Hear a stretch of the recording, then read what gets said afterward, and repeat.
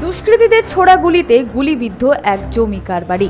শনিবার আসানসোল দুর্গাপুর পুলিশ কমিশনারেটের হীরাপুর থানার বার্নপুরের রহমতনগরের চাষাপট্টিতে দুষ্কৃতীদের ছোড়া গুলিতে গুরুতর আহত হন এক জমি কারবারি। জানা যায়, জমি কারবারির নাম ইরফান মুস্তাফা, বার্নপুরের সুভাষপল্লীর আহমেদনগরের বাসিন্দা। ঘটনাস্থলে পুলিশ পৌঁছে আহত জমি কারবারিকে উদ্ধার করে আসানসোল জেলা হাসপাতালে নিয়ে যায়। পরে তার অবস্থা গুরুতর হওয়ায় তাকে দুর্গাপুরের একটি বেসরকারি হাসপাতালে নিয়ে যাওয়া হয়।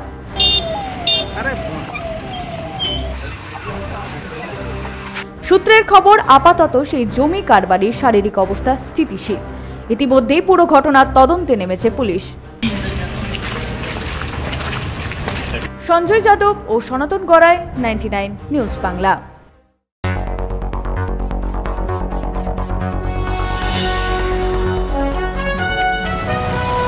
আপনারা দেখছেন 99 নিউজ বাংলা।